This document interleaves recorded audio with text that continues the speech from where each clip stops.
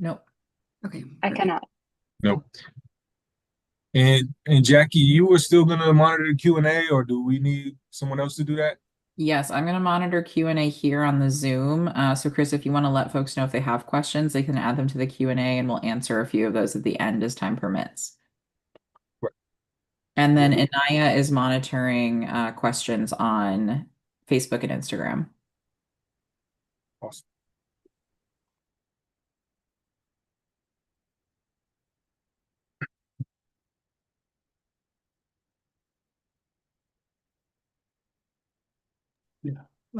Yeah, we're all set up on the back end for the live. So whenever we start, I can give a countdown and then go from there.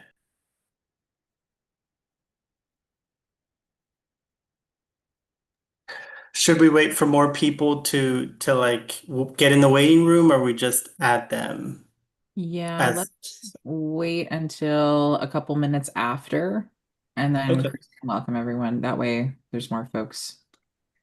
Right now, we Should only have four okay. folks in the waiting room. Yeah, should we let them know that this is also going to be streamed so that they can stay on mute before we go live? I think that's a good idea. Yeah. Kelly, I just want to let you know that we could see you when you were just scrolling through the run of show. We didn't see anything, but you know, just for when you're presenting. Okay, good to know. I had noticed there was something in there about me messaging people in the waiting room before we get started. So, but I will stay on the presentation from now on, and I can also message everyone in the waiting room right now and let them know we'll let them in a few minutes. They Yes, don't. and yeah, and let them know to stay on mute. Okay. They can ask questions Q&A. I think I'm pretty sure I made the settings to where everyone that joins is automatically muted, but yeah, I'll put a note in there about that. I see the rep is on there. Should we admit them in and then just give them a debrief? Yes, I think so. Here I can go ahead and admit. Oh, just hit admit, sorry.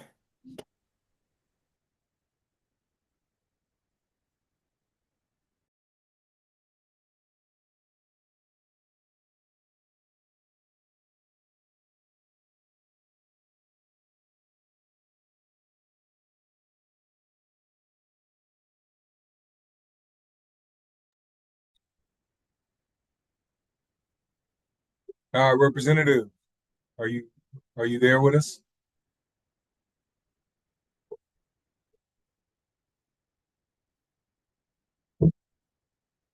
I'm here. Great. Thank you so much for joining us. Really appreciate you. I think some folks here wanted to just make sure you were all set. So we'll be getting started here in a minute. Just wanted to, I think, run through a couple things. Okay, thank you, Chris. Yeah, thank you. Great, thanks, Chris. Yes, we'll do a quick intro. We're going to give folks a couple of minutes to jump on. And then Chris will go ahead and welcome everybody to the event and do a brief intro of your bio, representative. And then we'll go ahead and pass it over to you for brief remarks. Okay.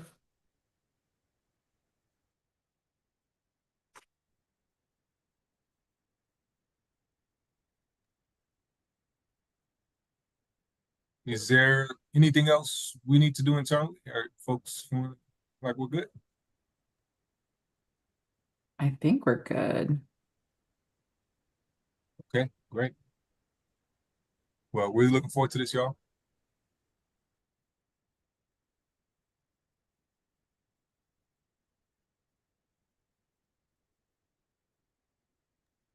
Okay.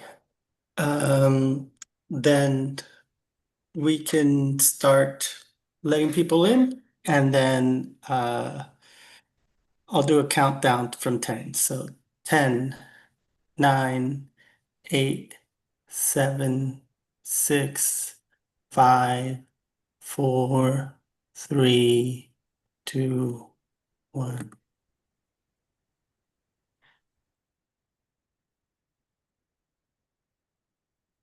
Hi, everyone. Thank you so much for joining us for TCRP's debrief of the 89th Texas Legislature. If you could please introduce yourself in the chat by including your name, the city you're joining us from, your pronouns, and why you joined us today. We'd greatly appreciate it. We'd love to know who's in the room with us. I also wanted to let you know that we will be accepting Q&A through Zoom, and we'll circle back to those questions, time permitting, at the end. We at TCRP are so grateful to all of you for joining us today to debrief the 89th Texas legislative session. As an organization, this was our first session with a fully equipped policy and advocacy team with dedicated issue experts at the Ledge full-time advocating on behalf of our Beyond Borders criminal, legal, and voting rights programs. There were some wins and some losses, but I'll let the team tell you more about those. I'm very excited to introduce first a very special guest. State Representative Ramon Romero Jr. is serving his 6th term representing House District 90 in Fort Worth, Texas. He also serves as chair of the Mexican American Legislative Caucus for the 89th Texas Legislative Session and sits on the House committees on calendars, natural resources, and licensing and administrative procedures. The proud son of Mexican immigrants, Representative Romero became the first Latino state representative from Tarrant County in 2014 after defeating an 18-year incumbent. A lifelong East Fort Worth resident, he has championed legislation on workforce development, mental health, criminal justice reform, and veterans issues throughout his career. Outside the Capitol, Representative Romero owns a small business and is a proud father and grandfather. His work reflects a lifelong commitment to community, resilience, and services. Without further ado, please welcome Representative Romero. Thank you, Chris. Glad to be here with everyone. Much love to all of you and the incredible work that y'all do and how y'all made me look good this session. You could have left off the grandfather part, Chris. Everyone says you're too young to be a grandpa, but I'm very proud to be a grandfather of 4, one of which just completed. My youngest grandson just had his 3rd birthday this weekend. It's nice to finally be home, sleep in your own bed after a very long legislative session. Just to kind of hit on some of the points in the bio, I will say that this is the first session where I was ever really given a lot of responsibility in my committee assignments. Everyone knows we had a speaker's race, and we really worked really hard as Democrats this year to, as we would say, kind of to give them hell and not let them walk into having a speaker that could really get prepared before we came into session. And I think that one of the reasons for some of our success was the fact that, they didn't get to build up their team and their game plan before session came on, and Speaker Burrows didn't become speaker until, the last hour. But because of that, we ended up on calendars, and calendars as MALC chair and a lot of the work that TCRP did and so many other groups came in to ensure to drop cards on bills allowed us to put it on our radar really early on and watch it and complain about it to the speaker and to the chairman of calendars to say, hold on, we don't need to hear this crap. We are not going to go there. What are these guys thinking? And because of the positions in those good quality committees, I was even able to go to a lot of the members and say, excuse my language, but this is a real BS bill. And we don't need to hear that. So we had a lot of success. But of course, we try to kill as many bills as we could, but a lot of them still got through. We saw a tremendous amount of anti-LGBTQ bills that got to the floor. We saw a tremendous amount of voting rights bills. We killed some of those as well. We saw a lot of HJRs and SJRs, which we knew were attempts by the governor to go to the polls and tell people, it's your chance to make sure illegals don't vote. This is your chance to make sure we lock them up and throw away the key. And while those still passed, we know that people like you who are on the call are going to be those that are going to be fighting these bills in court. And it seems like that's our last line of defense given the current situation. And I'm no lawyer, but I'm thankful for each and every one of you that have been fighting this fight in the courts. And certainly, we just saw the news on SB4, which we saw last session, which made it a felony to just simply trespass, across borders, and would have led to a lot more folks being incarcerated at the cost of Texas taxpayers. And that's something that we've been able to talk about forever, or at least during this session, that's not something that we're in favor of. Look, TCRP spent a lot of time in my office this year. We joked in here that we should have just set up a cot for a lot of folks, or increase the size of this office, because it felt like people were living in here. But we appreciate the fact that you work for all Texans, including my own constituents, and through your advocacy and making sure that we're successful to protect all the rights of our citizens, including those that are undocumented. And y'all know, and I was very vocal this year, that I've lived my entire life in the immigrant community, and it's not something that I'm going to run away from. These are human rights, and they're being violated day in and day out, and the people are being undervalued for what they do every day to make sure that this is the fastest growing state, and especially Latino business owners, which that's something I'm very proud to be one, and defender of everybody's right to start their own business. So look, I want to just say again, thank you for making us look good at TCRP. What y'all do is critical, and it's necessary that you continue the fight and keep fighting and keep growing and bringing people to Austin to make sure that we have success. And this job is not done alone.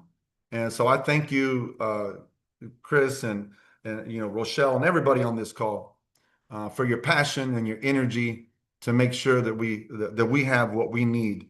Now, I've been asked to make an introduction here, someone that I got to know during the session, and I really do thank you and all that are on the call, because you're going to be hearing from some experts who organized for these key issues that we fought. They will discuss the key wins that we had during this legislative session, and maybe discuss some of the losses and game plan for what we're going to do in upcoming sessions. So again, thank you for allowing me to be on with y'all. I'm going to listen in, and I love you from the bottom of my heart. Thank you for the work that you're doing. So without further ado, I want to pass off the mic to my man, Danny Woodard, policy attorney for Beyond Borders. Thank you, Representative. It's so great to have that introduction, and thanks for all of your work this session. Working with you and your staff was like one of the great honors that we had this session, to work with such a smart, capable team that really got the job done in so many different ways. So just want to say thank you to you for that. So my name is Danny Woodward. I'm a policy attorney with the Texas Civil Rights Project, and I work on the Beyond Borders program, which means that I focus on issues that deal with immigration at the state and federal level, and that also impact border communities across Texas and immigrant communities within our state. And before we really get into some of the wins and losses and what happened this session, I just want to set the table and talk about where we were at the start of session. Because the political landscape and the policy landscape was a lot different than it is now. And so it was a lot different than it was even kind of at the end of session in April and May and June. So it's kind of just important to set the stage. So if you remember, in summer and fall of 2024, we were kind of in the middle of a hot election season, and the Trump campaign was really focusing on immigration as an issue that they were trying to hit the Biden administration for, and talk about the Biden open border policy and all of that stuff that they were going on about. I think we at TCRP would strongly push back on the fact of a Biden open border policy. In fact, we sued the Biden administration repeatedly because we think they were violating federal law, but we can talk about that at a different point in time. But the point is that immigration was this kind of really hot button issue that was going on. And in fact, the state of Texas had spent billions, somewhere around $11 billion over the previous 4 years, from 2021 to 2024, doing a state border policy called Operation Lone Star, where they sent tens of thousands of personnel from the Department of Public Safety and from the Texas Military Department, the Texas National Guard, down to the border to patrol the border, to set up and militarize our border communities, and to just stop and arrest people. And this led to a bunch of different abuses down there, including racial profiling, the arrest and beating of people who are just trying to cross the border and get safety here in the United States. And then also the huge influx of military type personnel into our border communities. I put this picture up here. That's a park in Eagle Pass you probably all have heard of, Shelby Park. And this is on a golf course. So this is where the people of Eagle Pass used to play golf, and the Department of Public Safety threw up a bunch of concertina wire there and turned it into essentially a military zone. And so the state, for the years before this session started, was really treating our border communities like an occupied military area, much more so than a valuable part of Texas. And so going into session, we were in the middle of that hot election season, and I don't think anybody knew who was going to win. And I think a lot of people actually thought that Trump would lose. And so a lot of the legislators going into session were operating under that assumption, and operating under the assumption that their continued political message through session would be that they need to hit the Harris administration on immigration. So when the pre-filing happened in the fall, I think that was in October, they filed a whole bunch of bills that had to do with immigration. And I'll talk about the themes in a second. But I think one thing that we saw throughout session is that at the start of session, they were really focused on these immigration bills. And then as the Trump administration took power, took a much more kind of aggressive line and messaging about immigration, it felt to me, and this is my personal opinion, that folks kind of de-emphasize these immigration bills in a lot of ways, with a few notable exceptions. So just going into session, we were really geared up for immigration to be a super important topic, and it continued to be. But I think over session, it just kind of moved to the back burner a little bit. So that's kind of just a big picture thing I wanted to share with y'all. In all of the bills that were pre-filed, I kind of identified three main themes, and there were a few other things that happened. But the first is that there were a number of attempts to impose state criminal consequences for alleged federal immigration violations. And all of these bills are problematic for two reasons. The first is that immigration by law and under our Constitution and the Supremacy Clause is a matter that is left solely to the prerogative of the federal government. The federal government regulates immigration. States are not allowed to do so. So when they are trying to impose state criminal consequences for violating federal immigration law, that's just unconstitutional. The Supreme Court has said that. And as Representative Romero referenced last week, we just had a court decision from the Fifth Circuit reaffirming that once again. It's also problematic because most immigration violations are civil violations. And so when a person violates civil law, they are not supposed to get criminal consequences. So it's really problematic that the state would be looking to lock people up or impose further criminal consequences on people when they have violated something that is a federal civil law. The next bucket that we saw was once the Trump administration was firmly in power, we saw much more appetite for increased cooperation with the federal immigration authorities and decreased funding for the program I talked about called Operation Lone Star. One of the quiet and maybe more important things that happened this session was when the budget was first announced towards the beginning of session, they were allocating $6 billion for Operation Lone Star over the biennium for the next 2 years. And then very quietly at the end of session, it was announced that they were going to cut that in half. And that number is now $3 billion. And while what's happening at the federal level is very problematic, I think that this is actually a really good thing that happened, because this is going to cut in half the amount of damage that the state is going to be doing to our border communities and to immigrants under Operation Lone Star. And then the third bucket of bills that we saw were just a number of different attempts to limit immigrant access to community resources through healthcare and education in particular, which I'll get more into in a moment. So I'm going to start by talking about the bills that died. And in some ways, this is a celebration, and I think we want to celebrate the wins where we can get them. Even if we can't, in this context, pass very many positive bills, we can at least celebrate the really bad bills that didn't make it. So one of the big things that the governor identified as a priority and that state leadership was in general focused on was what they called bail reform. And my colleague Kirsten's going to talk more about some of those bills. But one of those priorities was a constitutional amendment called SJR1, which would have automatically denied bail to anybody who is deemed an illegal alien in charge of certain felony offenses. This is a really problematic proposal because, first of all, it is unconstitutional under the Fourth Amendment to deny bail automatically to people without individual determination about whether they're a flight risk or pose a risk to the community. So creating a bucket of illegal aliens and then saying all of those people don't get bail without looking at their individual circumstances is unconstitutional. And if this had passed, it would have been challenged in court and maybe gone up to the Supreme Court, and it could have, posed a great risk to bail law and precedent all across the country. So it's really important that this did not get through. It's also problematic because, and we saw this time and again, the definition of a legal alien that they were trying to use in this bill did not map cleanly onto federal immigration law. And in the original proposal, I think would have swept up people who are even permanent residents or in some cases citizens. And then as it got down, they kind of narrowed it a little bit, but still would have included people who have lawful status or presence in the United States, including people with DACA or Dreamers. And that just goes to a point, which is that states cannot regulate immigration, and also that whenever they try to do so, federal immigration law is really, really complicated, and there's just no good way to define who is illegal or not illegal.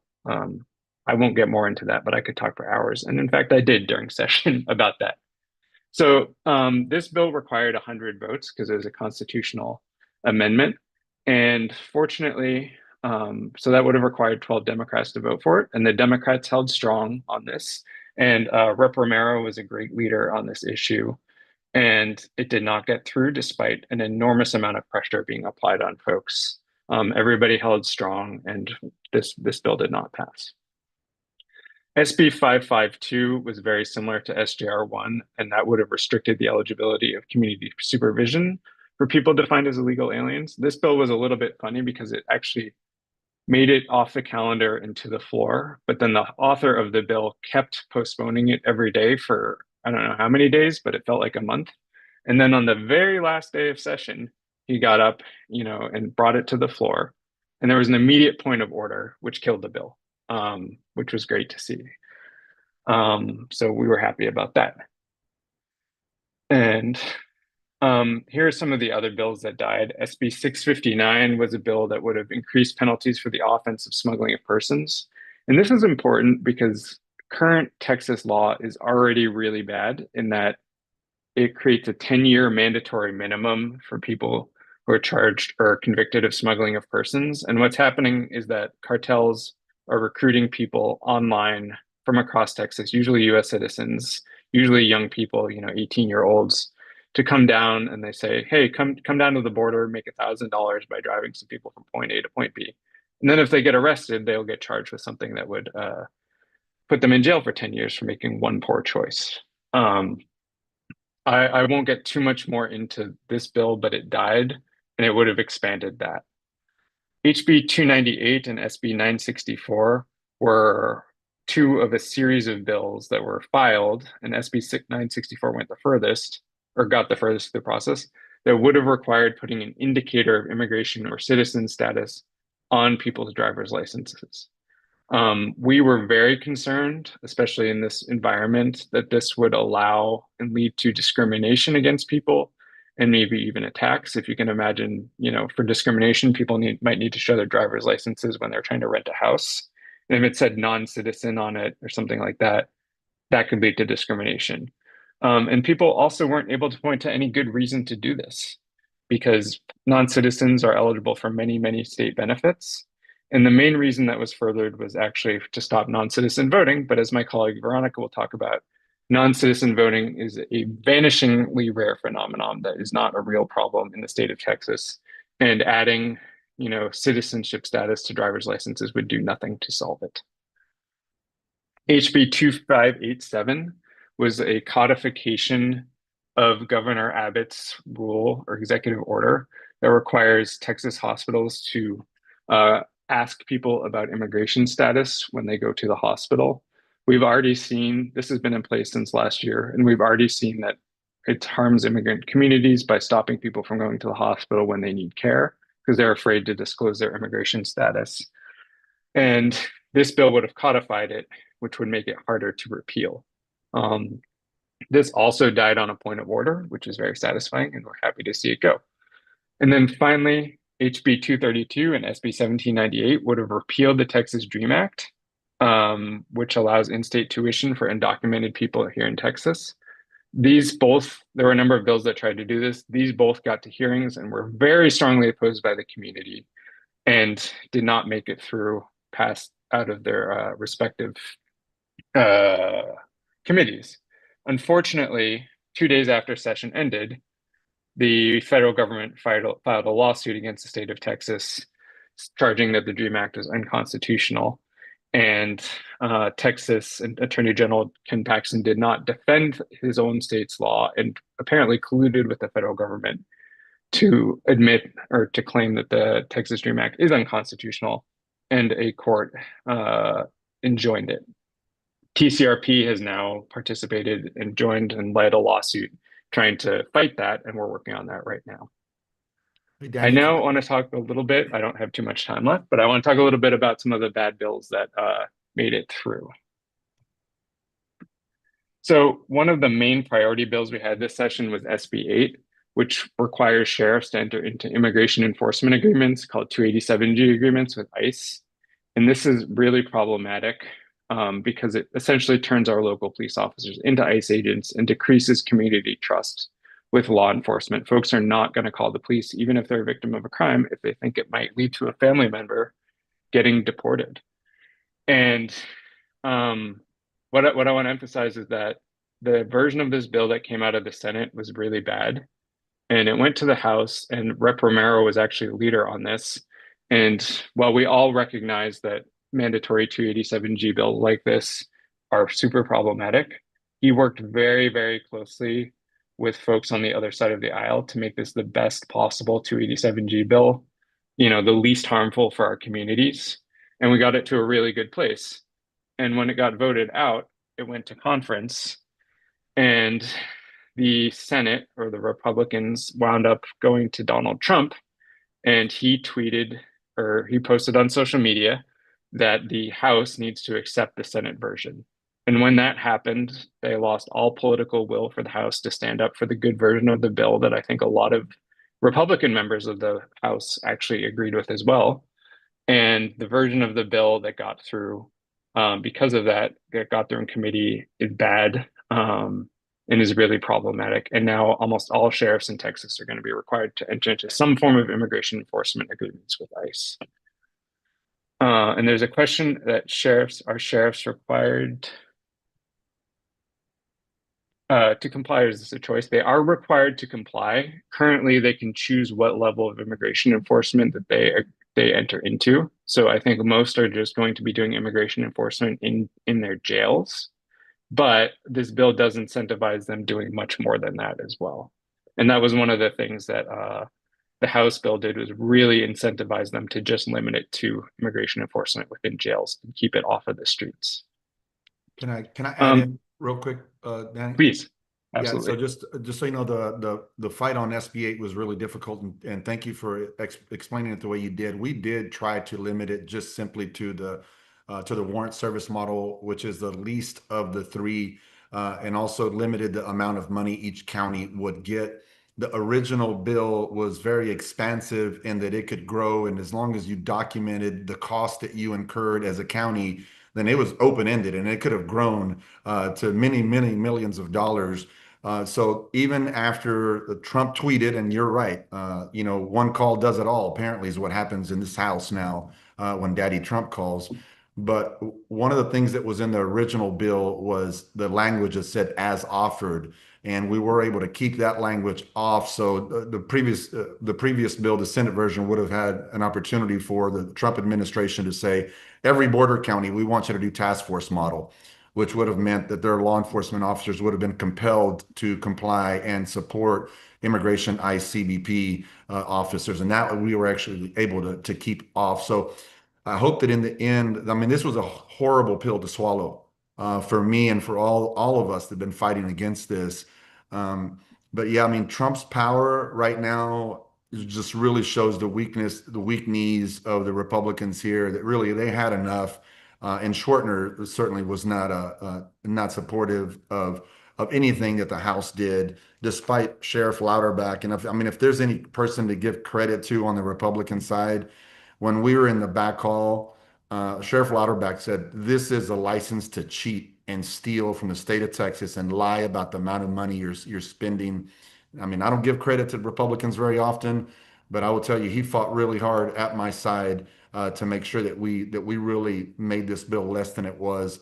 I don't really have any answers for what's going to eventually happen with senators, but I just want to say thank you for all the work that you did there. Appreciate that. Wanted to clarify that that language was removed, and I felt like that was the biggest thing, the biggest success that we had within that language of that bill. Yeah, thank you for flagging that. That was actually a particular hobby horse of mine. I think I went to every single office highlighting the as offered language that Rep. Romero was referring to and trying to get folks to understand that. And I was so happy when you and Sheriff Louderback actually like understood that and really grabbed onto it and took it to where it is. That was a really important thing that happened during session. So yeah, I really appreciate all the great work on that. The other bills, just quickly, because we have a lot of other stuff to get through. SB 17 prohibits people who are domiciled in certain countries identified by the federal government as threats to national security. Currently, that is Iran, North Korea, Russia, and China. But the motivation for this is really kind of I think it's an anti-Chinese government, anti-Chinese politics that's going through certain parts of the Republican or the right now. And it prohibits people who are domiciled in those countries from buying land in Texas. This is really problematic, and it passed. It's problematic because it's racist, of course. It's discriminatory, and it's going to lead to people who are from those countries or even perceived to be from those countries having a harder time buying land or even paying a higher price for land because people won't want to enter into transactions with them out of fear that this bill might impact those transactions. I'll also say that the bill is also stupid because if you were a sophisticated foreign intelligence network and you were trying to do something to harm the United States, I don't think you would pick somebody who is domiciled in your country to buy the land. I think you would use a front. But that's just my personal opinion. This bill is awful, and I believe some people are going to be challenging it in court. And I really hope that it does not get through. And then finally, HB 2017 also passed. This is just an expansion of SB4, which referenced before, that was passed in 2023, which created its own state immigration law, basically saying if you're found to illegally enter Texas or illegally re-enter Texas, you've committed a crime. That law is currently enjoined thanks to a lawsuit that we are working on very diligently and we got a great decision on. So this law, HB 2017, is not going to go any further for the moment because the underlying law is enjoined. So with that, I'm going to pass it to my colleague Kirsten, who's going to talk some about the criminal legal program. Thank you, Danny. So I'm the policy attorney with the criminal legal program, and a large part of our job this session was trying to mitigate harm where we could and kill as many bills as we could. The top line theme was that everything was being criminalized. Every aspect of Texans' lives were being criminalized, including reproductive care, voting, immigration, and the list goes on. There were also a record number of criminal enhancement bills that were filed, not only for adults, but for children as well. There were bills that would have weakened procedural protections for those who are accused of an offense. And then there were attempts, some successful attempts and a lot of failed attempts that would have weakened already weak tools that hold law enforcement officers accountable when they harm Texans. Next slide, please. So let's start by getting into the bills that we were able to successfully defeat. So starting with HB 2486/SB 781, this bill would have allowed law enforcement agencies to keep all records related to an officer's conduct a secret if, through an internal investigation by that agency, there was insufficient evidence or not enough evidence to sustain a charge of misconduct. So this effectively would have created a permanent black box for law enforcement conduct records. Those records would not have been seen by the public at any time. Only law enforcement agencies would have been able to access those records. And it would have incentivized law enforcement agencies to not discipline officers, because if they did find that an officer's conduct rose to the level of misconduct and sustained that charge, it could have led to that officer's conduct embarrassing the agency. The next bill is SB3, which I know a lot of folks on this call has heard a lot about in the news. SB3 would have imposed criminal penalties for the manufacture, sale, or possession of certain cannabinoids that are currently legal under Texas law. This would have been an extension of what we know is the failed war on drug type of policies that we've seen for decades.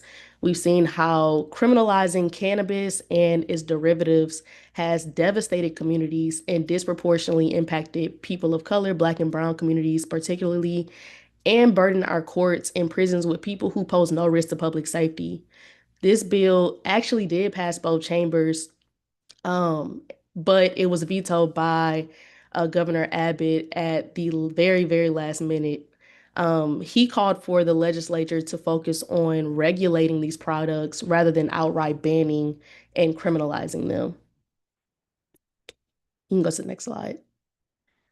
Couple of other bills that died, SB 1727 and HB 3360. This would have made it easier to transfer children who are in the Texas Juvenile Justice Department. This is where kids are held if they are convicted of offenses. It's basically where a kid prison is what it is. And it would have made it easier for those children to be transferred to the adult prison system, which is the Texas Department of Criminal Justice. And it also would have doubled down on the criminalization of youth in general.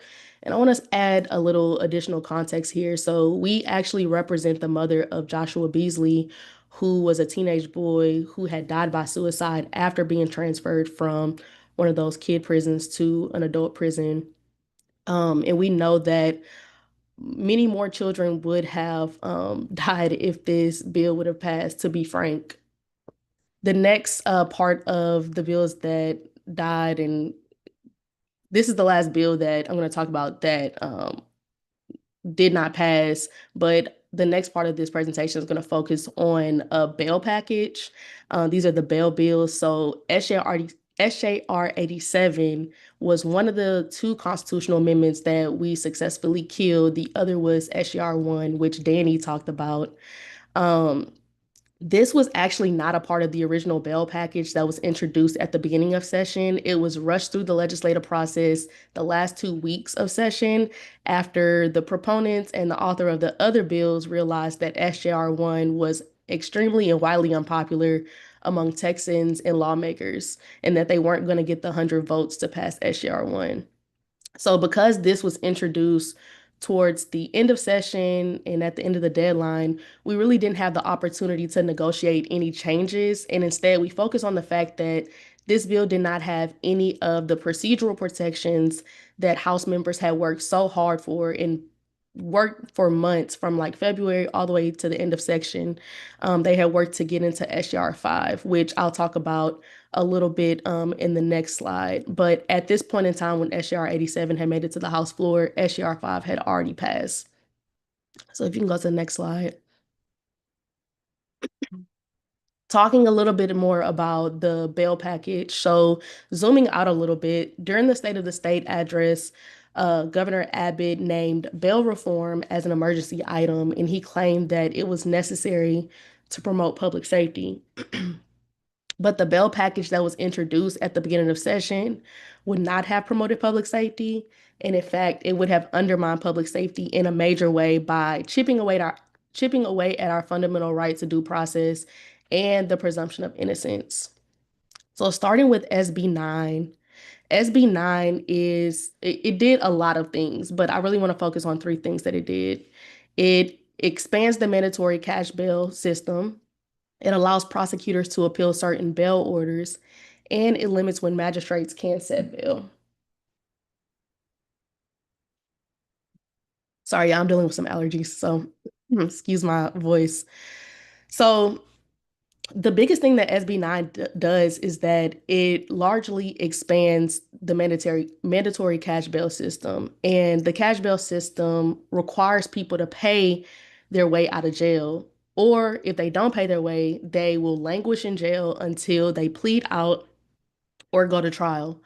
So just for context, in a majority of cases, judges do have the discretion to require that a person pay to get their way out of jail, or they can release that person without that monetary requirement, but they can also impose other restrictions like a curfew order, GPS monitoring, or if a person is charged with like a DUI, then they can require that that person do regular breathalyzer tests. But this bill, SB 9, ties the hands of judges by requiring cash bail for certain offenses, including some misdemeanors, even if a judge thinks that based on the circumstances, cash bail is not appropriate in that situation. So some of the things that we were able to get into, some of the amendments we were able to get into this. The first is one of the offenses that falls under that mandatory cash bail provision is terroristic threat. And so a terroristic threat is when you threaten to commit any offense of violence with the intent of putting a person at fear of bodily injury. So it could be me saying, I'm going to kill you. That is a terroristic threat charge. I could technically be charged with terroristic threat, put in pretrial detention, and required to pay a cash bail amount before I am released, or otherwise sit there until I plead out or go to trial. Um, and so the type of folks that we see who are charged with terroristic threat are people who are experiencing a mental health crisis. But it could also be two 17-year-olds in high school who are yelling at each other in the hallway, I'm going to kill you or I'm going to harm you. That's also, excuse me, the group of folks who could be tied up under this. So we were able to get this limited to terroristic threat charges that are charged as a Class A misdemeanor or higher.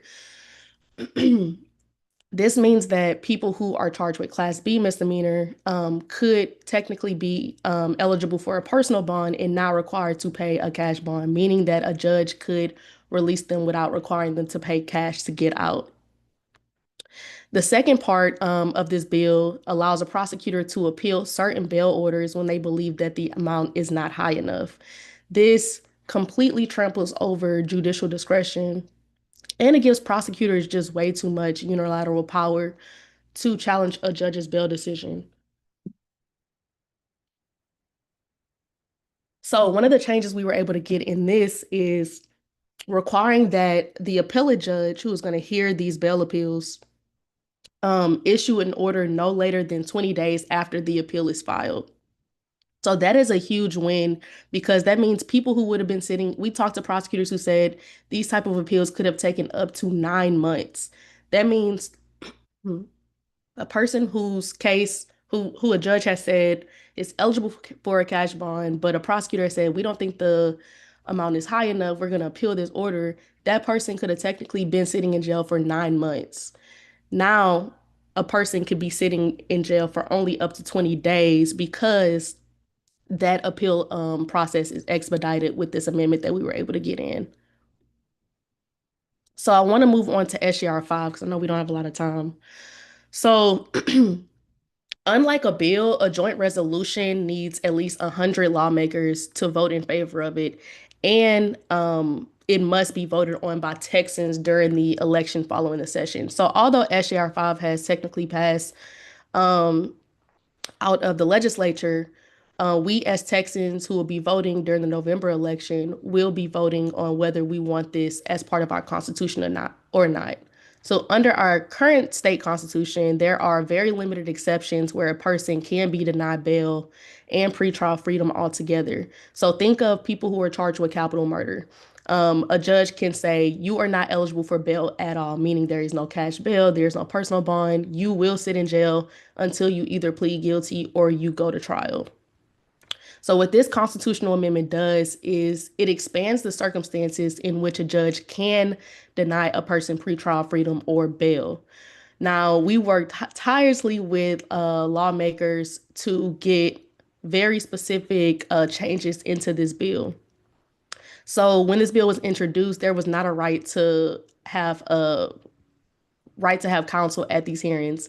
In a large majority of cases, in a large majority of counties, when you go in front of a judge and that judge determines your bail amount and whether there's probable cause to hold you in pretrial detention, you do not have a public defender, you do not have a private attorney there, you do not have legal representation there. So it is you who is being accused, there is the prosecutor there, and then there is the judge. And these hearings last no longer than like a minute. So imagine you are being accused of a very serious offense, even in cases where people who were accused who maybe didn't commit the offense, you do not have legal representation. So this is a huge, huge, huge win to say that if you are swept up under SGR 5, if there is a case where if you are charged with one of the offenses that fall under SGR 5, then you will have a right to counsel at these hearings where bail may be denied. We have talked to national partners who said Texas is the only state where in its constitution, it will say, if this passes in November, where it will say a person has the right to counsel under these circumstances. So that was a huge win. And shout out to the coalition, all the lawmakers who worked on this. The other two changes we were able to get in there was a really long laundry list of offenses that would have been eligible under SGR 5, but we were able to limit it to the most serious and violent offenses. And then the last change deals with like a very technical thing where there was a preponderance of evidence standard. We were able to heighten that to a clear and convincing evidence standard, which is a higher bar that a judge has to meet when assessing whether this person is a threat to public safety.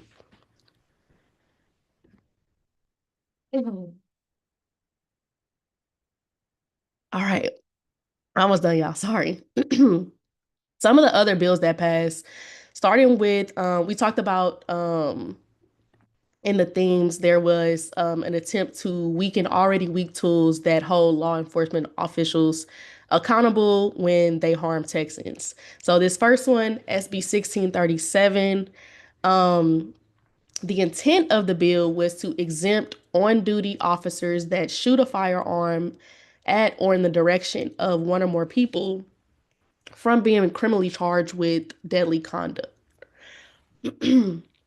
But the amendment that we were able to get in there makes it to where that intent failed. So officers will still be able to be charged with deadly conduct when they use their firearm and shoot in the direction of civilians. But what this amendment says is that so under the deadly conduct statute, there is a presumption that of recklessness. Recklessness is presumed if you point your firearm or in the direction of another. This says that if an officer is pointing their firearm in the direction of another, they can be charged with deadly conduct, but that presumption is not there. So the prosecutor will have to prove that they intended to be reckless when they pointed that firearm. This effectively guts the bill and does not give the intent that it was meant to have. So there was a win there on SB 1637. The next bill is kind of an L. So SB 2570, this basically exempts an on-duty officer and jail guards from all criminal charges for using less lethal weapons. So when we think about less lethal, we think of tasers, tear gas, batons, etc., with big implications for protesters and people in jail. And then HB 6 is another bill that passed. This expands the reasons that children under third grade can receive out-of-school suspension, included repeatedly disruption disrupting class, and it also creates disciplinary alternative education programs. You might know this as DAEPs. So I kind of want to back up and say that this bill was painted as one that would ultimately protect teachers and classroom environments by making it easier to remove disruptive students from the classroom. But we at TCRP believe that disruption is usually the symptom of a bigger issue. Maybe that kid is hungry. Maybe that kid didn't get any sleep last night. And we know that isolating this kid from the classroom, removing them from the classroom, doesn't really get down to the root cause of that misbehavior. If anything, children don't need to be isolated for their misbehavior. But when they are misbehaving, they need more individualized attention and resources, not isolation, not less resources. But through negotiations, there were several mitigating changes made, including ensuring that children who are placed in these virtual DAEP programs have suitable equipment, reliable internet access for virtual instructions, and that those children are provided in-person or telehealth behavioral support services. There were also guardrails put around when a child can be suspended or placed in these DAEP programs. Next slide, please. So what's next? So you probably heard about the special session. Greg Abbott has officially announced a special session, which starts at the end of this month in a couple of weeks. He has confirmed that SB3 will be on the list of bills that the lawmakers have to kind of reconsider and think about. Want to highlight that in his proclamation, his veto proclamation, the reason why he vetoed SB3. We agree with this. And he says that the bill will turn farmers, business owners, and consumers into criminals despite the protections for hemp products conferred by federal law. So Abbott's proclamation pushes for a bill that regulates THC rather than outright banning it or criminalizing the people who use it. So we'll be working with organizers, lawmakers, advocates, and people on the ground to ensure that any version of this bill does not criminalize the folks who possess THC related products and are not criminalized for it. And I'll go ahead and pass it to my colleague Veronica, who is a staff attorney with the voting rights team. Hey everyone, thanks so much for joining us. I'm going to recap what's been going on with voting rights during the legislative session. So some things that we saw both during the pre-filed bills and things that we saw sort of advance through the process is unfortunately a continuation of increasing barriers to voting at every stage of the process. Luckily, the vast majority of these bills were either defeated or mitigated through the work of advocates and TCRP and lawmakers who are invested in making sure that people actually have access to the ballot box, but I'll go through what that looks like. We also saw an unfortunate expansion or an attempted expansion of state power over elections at the expense of local community participation and priorities. And I'll go into what that looks like with the bills that ended up passing or that were ultimately defeated. But regardless, we saw that theme going out through the process, and we've seen that theme over the past 5 years in particular. So the last theme that I'll talk about is just increased election criminalization, both for voters and election officials, which is really unfortunate and makes it scarier to vote in Texas. Next slide, please. All right, so the big bills that died. The big bad of this session in the voting rights space was unquestionably SB 16 / its companion HB 5337. Now, this bill would have required documentary proof of citizenship in order to register to vote. What does that mean? Essentially, it means that in order to actually register to vote and become an eligible voter in Texas, you have to submit to your county registrar paperwork that confirms your United States citizenship.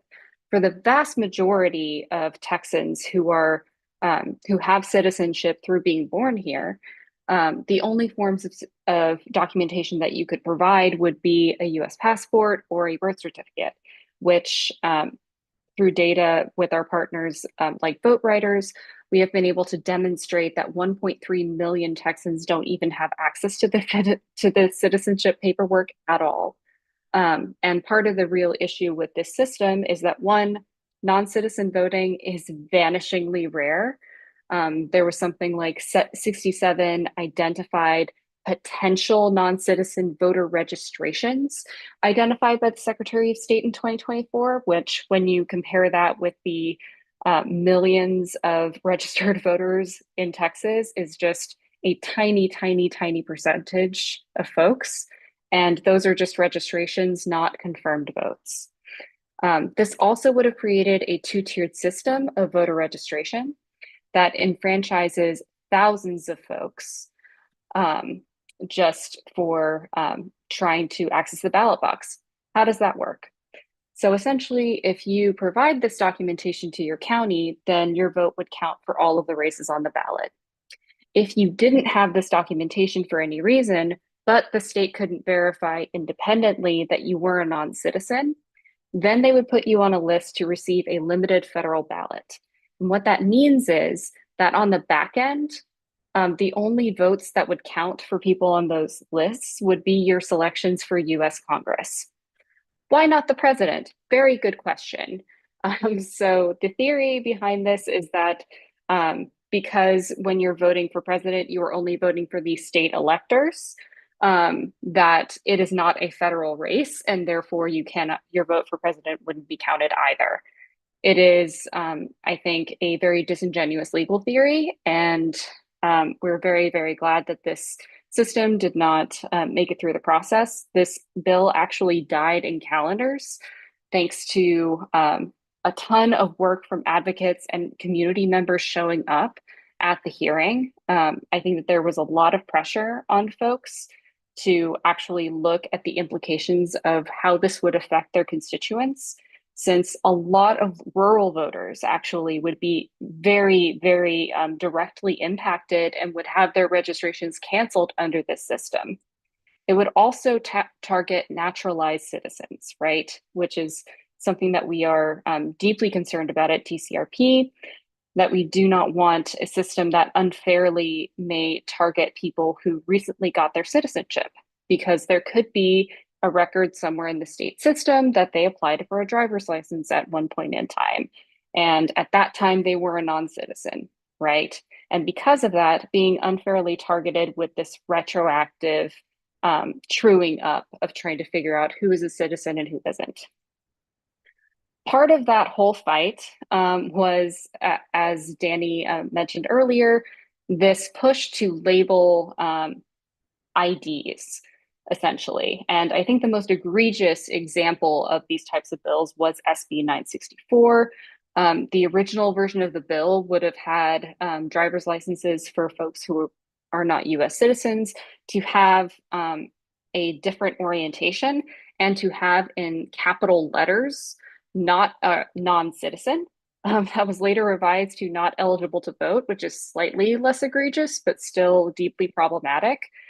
This was another bill that died in calendars, thanks to people speaking up. But the reason that I input it with our voting rights bills is because the main reason and one of the big pushes for this bill was essentially that they were saying that, oh, this won't impact people because we're going to pass this driver's license bill that will make it so that your citizenship is obvious on your driver's license. But that has all of the racial profiling and discrimination implications that Danny went over earlier. So very, very happy that this didn't make it through.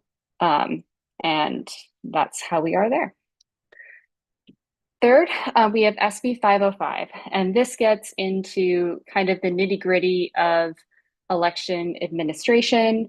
And this bill would have allowed essentially candidates and PACs to request explanations regarding any election irregularity on a race that they were part of from the county.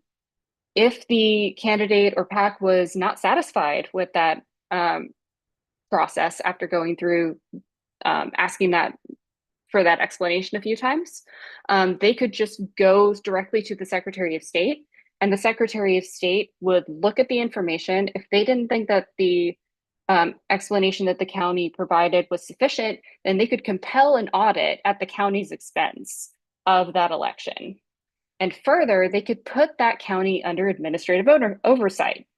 What does that mean? That essentially means that the Secretary of State, under its own authority, with no other evidence other than a candidate's grievance and not being happy with the county's explanation of what happened, could just take over a county elections department. And this would be applicable for any county in the state. Currently, only Harris County is subject to potential administrative oversight. It hasn't actually been placed under oversight as of now, but the fact that these counties are being treated differently and that the state is making these moves to put in this backstop to be able to take over local elections offices is deeply concerning. This bill died at the 11th hour. It was pretty much one of the very last bills on the very last day that you could hear a Senate bill for the first time on the House floor, and died on a point of order. So very, very glad that that bit the dust as well. Next slide, please. Okay. Regarding the criminalization of election offenses and expansion of state power, one of the big bills that folks over in the Senate in particular were trying to advance were SB 1026 and HB 5138.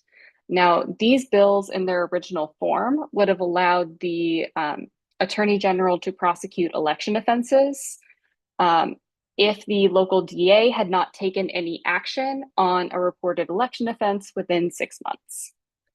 So that would basically mean that a local DA would have no prosecutorial discretion over election offenses that were committed in their jurisdiction, because they couldn't control whether any reported election offense was eventually prosecuted.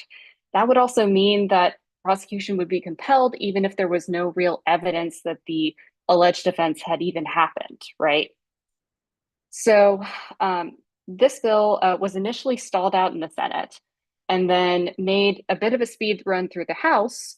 And the House actually adopted a few changes that were helpful, including broadening what counted as a prosecutorial action so that local prosecutors could, investigate any potential offenses and then make the decision to essentially deprive folks of jurisdiction. At the very last minute, the Senate decided, hey, we're going to throw all of that out the window, including the 6-month period where local DAs have some jurisdiction to investigate things in their own jurisdiction. And we are going to just make this an AG must prosecute election offenses bill. That did not fly with the House, and this bill died in conference committee because the two sides could not agree. Very happy about that dying. Last bill that died that was bad was HB 1091. I think that this is one of the most insidious bad ones. And it just shortens the timeline for voting by mail from the application deadline. For the application deadline, moving it 5 days earlier, and the deadline for actually putting your ballot in.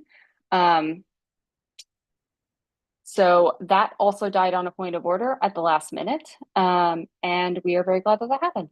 Next.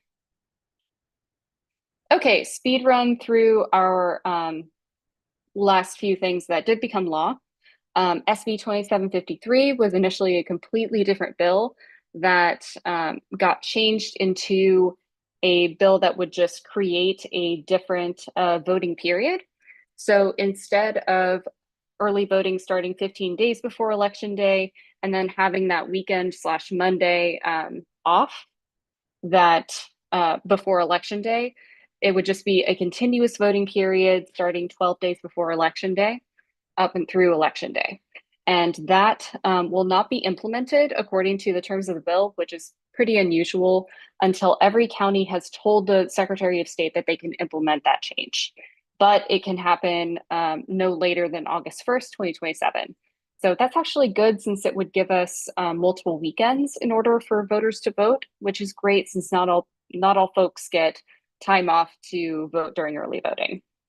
HB 521 is problematic. It's a bill that would require curbside voters to swear an oath on penalty of perjury that they physically cannot enter the polling place that they are voting curbside from, or that they need to vote curbside as a reasonable accommodation. The one good amendment that we managed to get on there, though, is that it allows drivers of curbside voters to vote curbside as well. In addition, it was amended to get rid of the intent standard for being knowingly and putting that into intentionally. So you would have to intentionally not swear that oath on penalty of perjury. Last one on this one is SB 506. It basically allows the SOS to rewrite ballot propositions that it thinks are misleading. We got an amendment on there that added a pre-clearance process so that cities could preemptively submit ballot propositions to avoid needless contests later down the road. Next slide. SB 510 allows the Secretary of State to withhold voter registration funding from counties that don't timely schedule voter registration challenge hearings. We've had a huge influx of these voter registration challenges that some counties like Harris County have received thousands literally the day before the deadline. And the vast majority end up being baseless. I believe in Harris County, there was not a single one that was found to be valid. So this would basically allow the state government to hold hostage funding that counties need in order to actually schedule these hearings timely. So it's kind of counterproductive. We did manage to get a amendment on there that would give the that would add that the secretary has to give the county notice and a reasonable opportunity to respond to the violation. And it would also require SOS to make rules to actually implement that process. So made it a little bit better, but still unfortunate that that made it through to the finish line. Next thing. Okay, special session, possibilities nebulously out there. There's been some reporting that the federal government is interested in a congressional redistricting in Texas. Mid-decade redistricting is unusual, but not unprecedented in Texas. We have an unfortunate history of doing this. And there hasn't been any actual notice from state leaders that it is going to be on the agenda at this point. However, it has been rumored. There have been several articles about it, so I would definitely keep an eye out. And if you are interested in being involved in the legislature, please be prepared to give legislators community input about how potential maps would affect your community. That input is completely vital for it to be on the public record that legislators are redrawing maps in a way that doesn't serve voters. And finally, documentary proof of citizenship could always make a comeback. We haven't heard anything definite, but since it was a lieutenant governor priority, we want to make sure that we are being vigilant and on the lookout for potential additions. And I will turn it over to Kelly. Hey, everyone. All right. So sorry, we're a little bit over time, but we're just about done. But really quickly, we need to shout out all of our amazing volunteers who did this work alongside us. So you just heard from the experts who were practically living at the Capitol all session long. But volunteers were just as crucial to this work that we're doing. So we had over 450 Texans join our Legislative Action Network, and we're ready to, at a moment's notice to take action at the Ledge and fight back against these harmful policies and support good ones. So there's some stats on the screen about how much our volunteers were able to accomplish over session. They took over 3,300 actions, and we're just so grateful. Public pressure is a crucial part of legislative advocacy, and we couldn't do this work without our volunteers. And I know there's a lot of y'all on the call right now, so thank you so much for being in this fight with us and following along all session long to fight back against these harmful proposals. And that being said, there is a special session coming up. So there might be more opportunities to take action, and we would love for y'all to join the fight with us. So here is a QR code you can scan, or we might put this link in the chat if you want to join our Legislative Action Network and take action with us during the special session. So thank you so much. All of this incredible work to fight for good policy for Texans is thanks to supporters like you. So thanks for keeping our lights on and for supporting the largest legislative program that TCRP has had. And with that, I'll pass it over to Jackie to see if we have any questions before we hop off. I think we're going to wrap just in lieu of time, but if y'all have any questions, feel free to forward those to TCRP. We have contact on our website. And if you have any last minute questions here you want to get in, I'll stay on for a couple minutes to take those and we'll try to get back to you.